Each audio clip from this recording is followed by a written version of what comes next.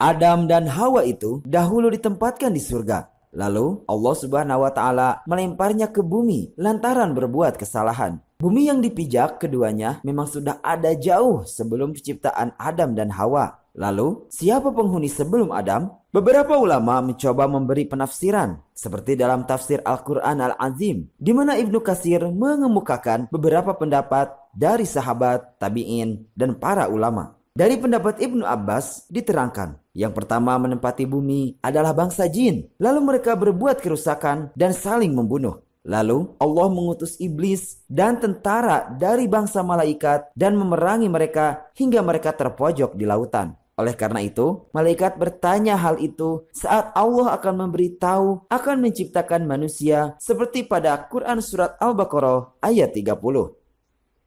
Bumi yang kita pijak saat ini usianya sudah miliaran tahun sebelum akhirnya dihuni oleh manusia pertama, yakni Nabi Adam alaihissalam.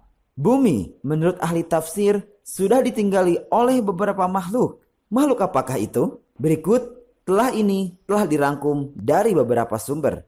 Menurut para ahli, pada saat bumi berumur 8.000 tahun, keadaannya masih kosong. Di sini sudah terdapat banyak biji sawi putih dan kemudian Allah Subhanahu wa Ta'ala menciptakan seekor unggas yang bernama Tabirun Nasar. Allah Subhanahu wa Ta'ala berfirman kepadanya, "Hai unggas Tabirun Nasar, makanlah olehmu biji sawi itu. Apabila habis biji sawi itu, engkau akan kumatikan." Sang unggas pun memakan biji-bijian itu. Namun, cara memakannya diatur. Pertama, sehari 1 biji yang dimakan. Setelah semakin berkurang, maka kini dimakannya hanya 1 biji sebulan. Biji sawi itu semakin berkurang saja. Saking takutnya terhadap kematian, sang unggas hanya memakan 1 biji dalam setahun. Namun akhirnya, habislah biji-biji sawi itu. Tabirun Nasar pun akhirnya mati. Setelah kematian tersebut, Allah Subhanahu wa Ta'ala menciptakan makhluk lain sebagai penghuni bumi, yaitu 70 orang laki-laki. Namun, tidak semuanya langsung diciptakan, melainkan satu persatu Allah Subhanahu wa Ta'ala menciptakannya. Apabila seorang yang meninggal, maka langsung diciptakan yang lain. Masing-masing dari mereka berumur 70.000 tahun. Konon, setahun pada masa itu sama dengan 1.000 tahun pada masa sekarang. Tatkala telah mati 70 lelaki itu, kemudian Allah ciptakan jin. Allah berfirman, dan Dia menciptakan jin dari nyala api. Quran Surat 55 ayat 1. Sebagian dari jin-jin itu ada yang berkaki 4, berkaki 2, dan ada yang terbang. Kemudian Allah Subhanahu wa Ta'ala mengutus salah satu seorang di antara mereka yang bernama Yusuf untuk memberikan pengajaran ilmu dan syariat agama. Namun, jin-jin itu banyak yang mendustakan ajaran-ajaran tersebut dan akhirnya Allah Subhanahu wa Ta'ala pun mematikan mereka. Penghuni bumi berikutnya adalah suatu makhluk yang berpasangan. Rupanya seperti binatang dan keluar dari dalam neraka. Binatang itu pun beranak dan anaknya dinamakan dengan Azazil. Setelah cukup besar, Azazil mulai melakukan peribadatan kepada Allah Subhanahu wa Ta'ala selama 1.000 tahun.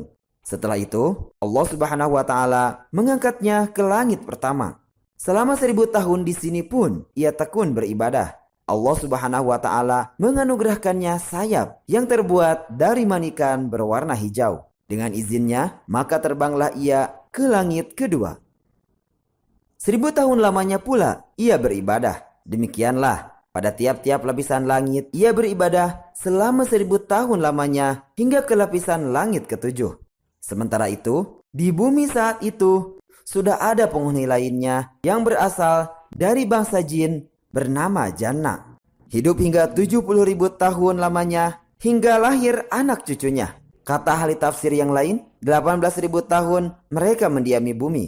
Kemudian mereka menjadi sombong dan kufur. Akhirnya Allah Subhanahu wa Ta'ala pun mematikan Janna. Sebagai gantinya adalah Banul Janna. Ia mendiami bumi selama 18.000 tahun lamanya hingga akhirnya ia juga dimatikan oleh Allah Subhanahu wa Ta'ala. Sementara itu, di atas langit sana, Azazil bersama para malaikat masih khusyuk beribadah. Azazil menjadi penghulu para malaikat selama 7.000 tahun lamanya dalam beribadah. Hingga pada suatu waktu, Azazil mengajukan suatu permohonan kepada Allah Subhanahu wa Ta'ala. Katanya, "Ya Tuhanku, 7.000 tahun hambamu ini berbuat kebaikan padamu di dalam 7 lapis langit ini.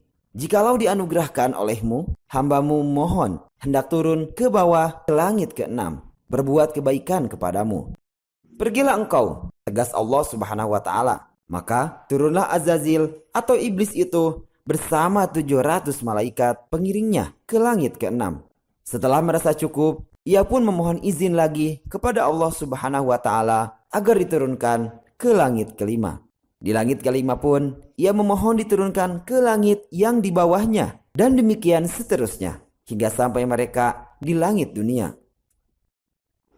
Di langit dunia, Azazil atau iblis mengajukan suatu permohonan. "Ya Tuhanku, hambamu hendak memohon turun ke bumi dengan para malaikat. Bahwasanya hambamu hendak beribadah kepadamu di bumi itu. Ya Tuhanku, betapa Banul Jannah telah banyak berbuat kerusakan di muka bumi.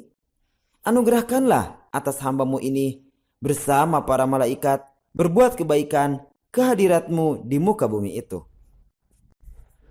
Allah Subhanahu wa Ta'ala pun mengabulkan permohonan Azazil itu.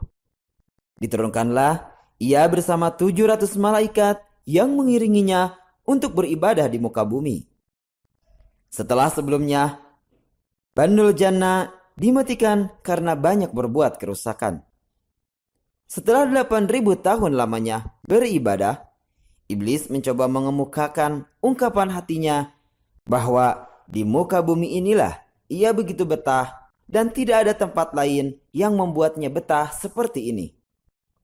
Akhirnya, Azazil memohon agar selamanya ia berada di muka bumi untuk berbakti kepada Allah Subhanahu wa Ta'ala.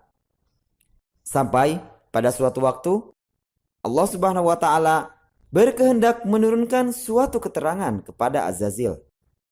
Firman-Nya, "Ingatlah ketika Tuhanmu berfirman kepada para malaikat, sesungguhnya aku hendak menjadikan khalifah di muka bumi." Quran Surat 2 ayat 30. Mendengar firman tersebut, Azazil yang kemudian disebut sebagai iblis menjadi berduka karena perasaan dengkinya. Mereka, para malaikat pun bertanya kepada Allah Subhanahu wa Ta'ala mengenai siapa yang akan menjadi khalifah itu. "Adam namanya," jawab Allah Subhanahu wa Ta'ala. Mereka berkata, "Mengapa engkau hendak menjadikan khalifah di bumi itu orang yang akan membuat kerusakan padanya dan menumpahkan darah? Padahal kami senantiasa bertasbih dengan memuji engkau dan mensucikan engkau." Allah Subhanahu wa Ta'ala berfirman, "Sesungguhnya aku mengetahui apa yang engkau tidak ketahui." Quran Surat 2 ayat 30. Itulah sekelumit kisah tentang makhluk pertama di bumi sebelum Nabi Adam yang kami peroleh dari berbagai sumber. Semoga informasi ini bisa bermanfaat untuk kita semua. Wallahu a'lam bishawab.